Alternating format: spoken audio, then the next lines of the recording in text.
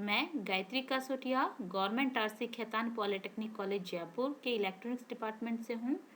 आज जो हम डिस्कस करेंगे वो है मल्टीपल चॉइस क्वेश्चंस आंसर का पार्ट 3 जो कि CS 204 basics of electronics end devices and circuits की यूनिट 5 एंड 6 से है। फर्स्ट यूनिट 5 रेक्टिफायर का जो फर्स्ट ऑब्जेक्टिव क्वेश्चन है वह है a half wave rectifier is equivalent to. एक अर्ध तरंग दिष्टकारी बराबर है। ऑप्शंस है clamper circuit, clipper circuit, clamper circuit with negative bias, एक clamper circuit with positive bias. तो इसका जो सही आंसर है वो है क्लीपर सर्किट, क्योंकि एक क्लीपर सर्किट एक हाफ वेव रेक्टिफायर के जैसा ही आउटपुट देता है। तो ऑप्शन 2 हम यहाँ टिक कर देंगे। नेक्स्ट क्वेश्चन है हमारा circuit that converts an AC input voltage into a pulsating DC voltage is called. एक ऐसा परिपथ जो AC निवेशी वोल्टता को एक स्पंदित DC वोल्टा में परिवर्तित करता है। तो हमारे ऑप्शंस है rectifier, amplifier, regulator, none of these. तो हमेशा एक रेक्टिफायर सर्किट होता है जो AC को DC में कन्वर्ट करता है, एम्पलीफायर हमारे सिग्नल को बढ़ाता है, रेगुलेटर सर्किट हमारे सिग्नल को रेगुलेट करता है, और इनमें से कोई भी ऑप्शन हम चूज़ नहीं करेंगे, हम एक रेक्टिफायर वाला फर्स्ट ऑप्शन चूज़ करेंगे। Third question the ripple factor of A bridge rectifier is. तो हमारे रिपल फैक्टर जो है ब्रिज रेक्टिफायर के लिए कितना होता है? तो हमारे ऑप्शंस है, फर्स्ट ऑप्शन है 0.482, सेकेंड ऑप्शन है 0.812, थर्ड ऑप्शन है 1.11, फोर्थ है 1.21। तो हमारा जो रिपल फैक्टर या उर्मिका गुणांक होता है ब्रिज रेक्टिफायर के लिए वो होता है 0.482। तो हमारा first option is correct option. Next है question in a full wave rectifier if the input frequency is 50 hertz then output frequency will be. Options are 50 hertz, 75 hertz, 100 hertz, 200 hertz. तो एक फुल वेव रेक्टिफायर में जो हमारा input signal होता है वो 50 hertz का होता है।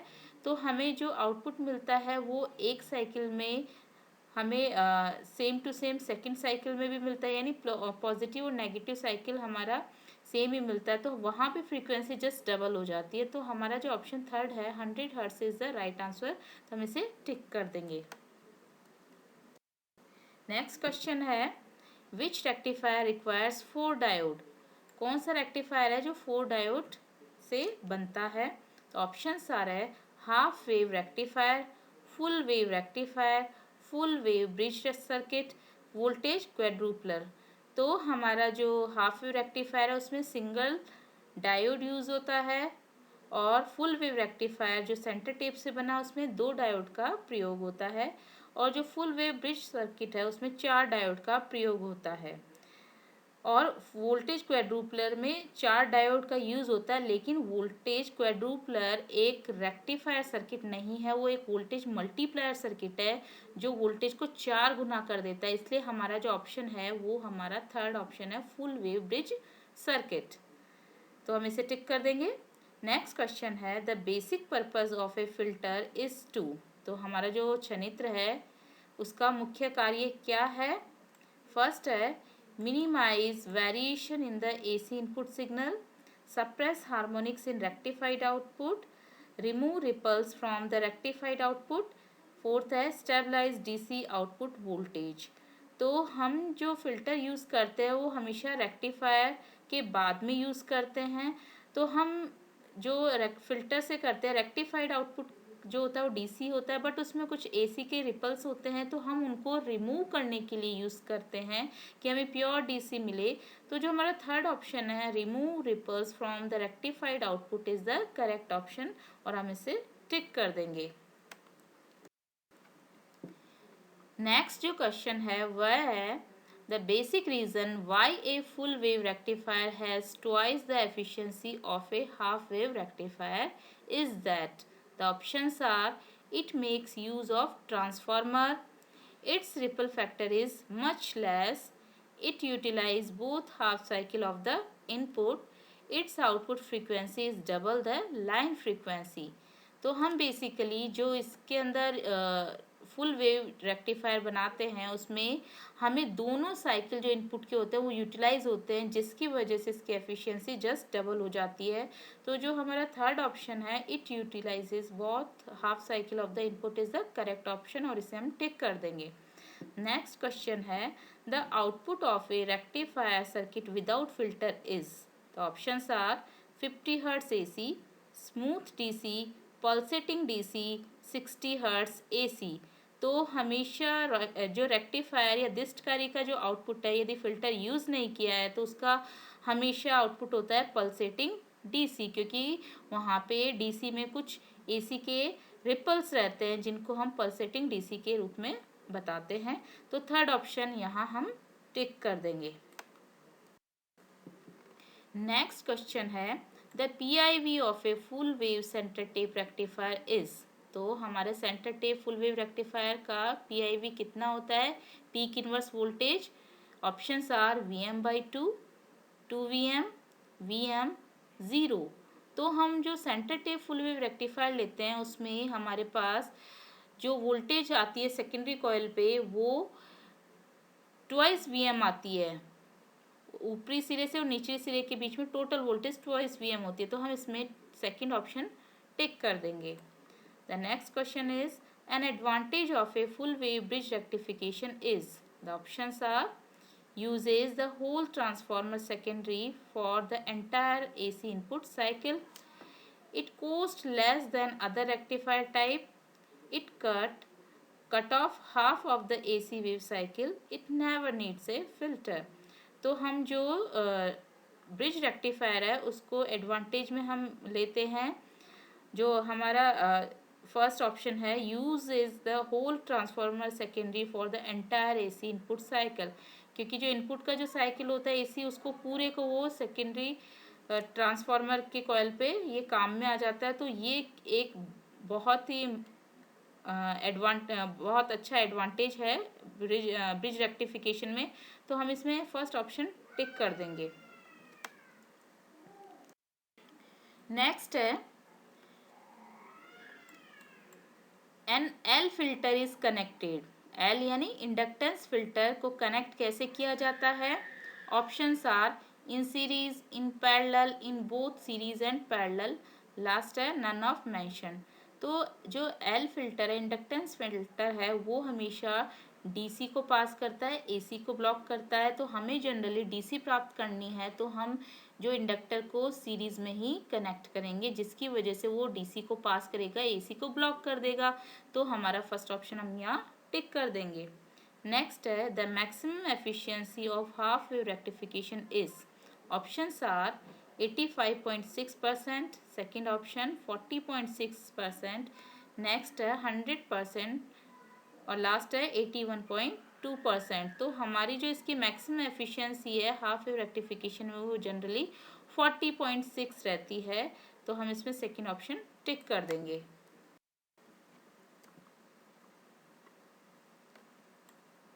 The maximum efficiency of full wave rectification is 40.6%, 100%, 81.2%, 85.6%।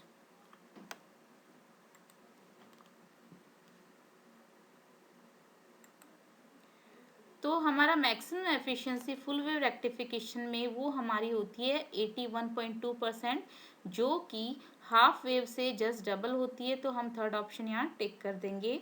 Next question है, the main disadvantage of voltage doubler power supply circuit is. First option है एक्सेसिव करंट, सेकेंड है एक्सेसिव वोल्टेज, थर्ड है इनसफिशिएंट रेक्टिफिकेशन, फोर्थ है poor regulation under heavy load. तो हम जो disadvantage बताते हैं वोल्टेज डबलर में वो ये बताते हैं कि यदि लोड बढ़ जाता है तो वो रेगुलेट नहीं कर पाता है। तो हमारा जो लास्ट ऑप्शन है poor regulation under heavy load is the right answer. तो हम इसे टिक कर देंगे।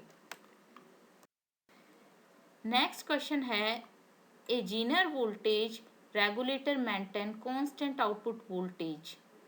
कब करता है जो जीनर डायोड है वोल्टेज को रेगुलेट? फर्स्ट ऑप्शन है so long as input voltage is less than V Z, यानी जीनर वोल्टेज से कम होता है तब।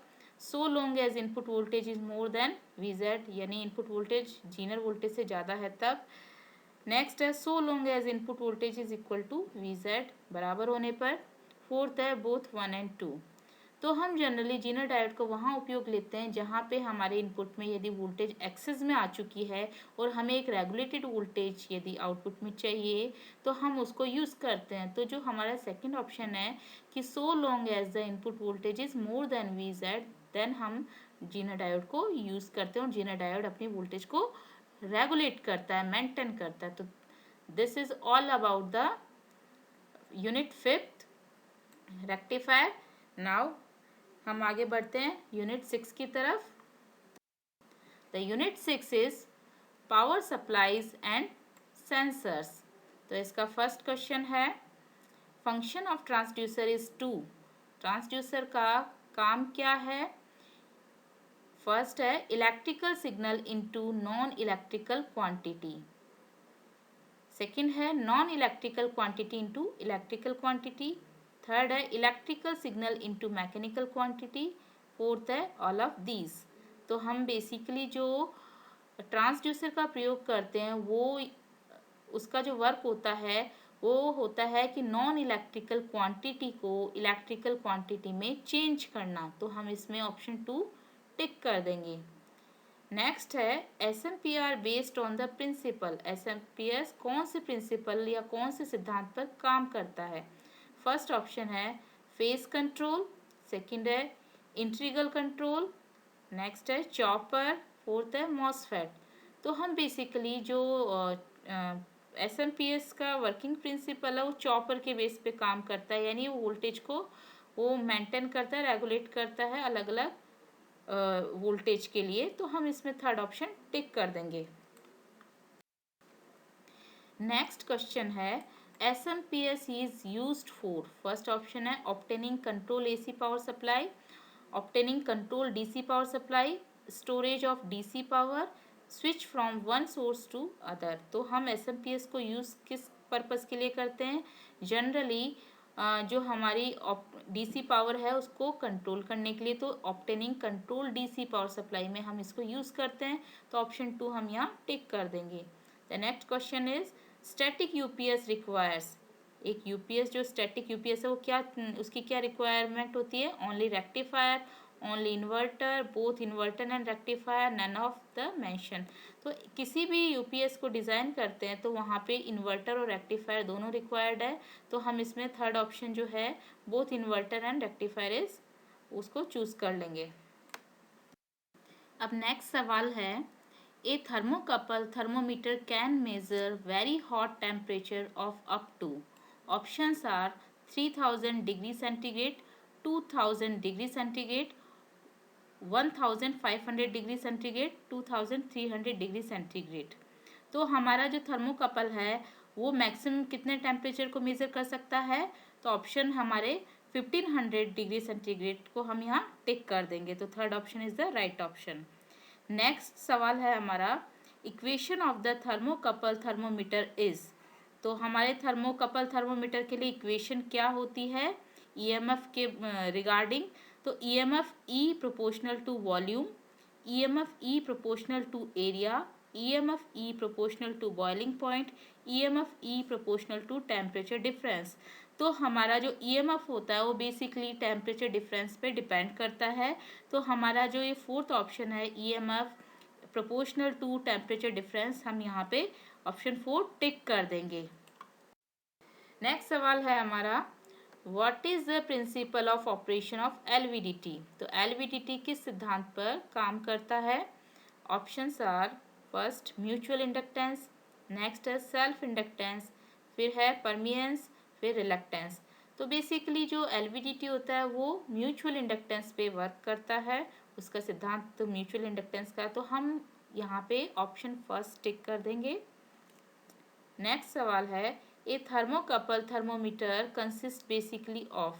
तो थर्मोकपल थर्मोमीटर क्या कंसिस्ट करता है, तो उसमें तार के बारे में बात करिए। तो थर्मोकपल में कितने तार है? फर्स्ट ऑप्शन है 1 वायर, 2 वायर, 4 वायर, 3 वायर। तो हम बेसिकली थर्मोकपल में 2 तार यूज़ करते हैं, तो हम यहाँ ऑप्शन 2 टिक कर देंगे। अब हमारा नेक्स्ट सवाल है, the instrument use for the measurement of pressure is are bellows, diaphragms, fiber optic pressure sensor, all of these. तो हम जनरली जो इंस्ट्रूमेंट यूज़ करते हैं प्रेशर के मेज़रमेंट के लिए, उसमें हम इन सभी जो डिवाइस है, इंस्ट्रूमेंट, इन सब का यूज़ करते हैं। तो हम इसमें टिक कर देंगे all of these, fourth option.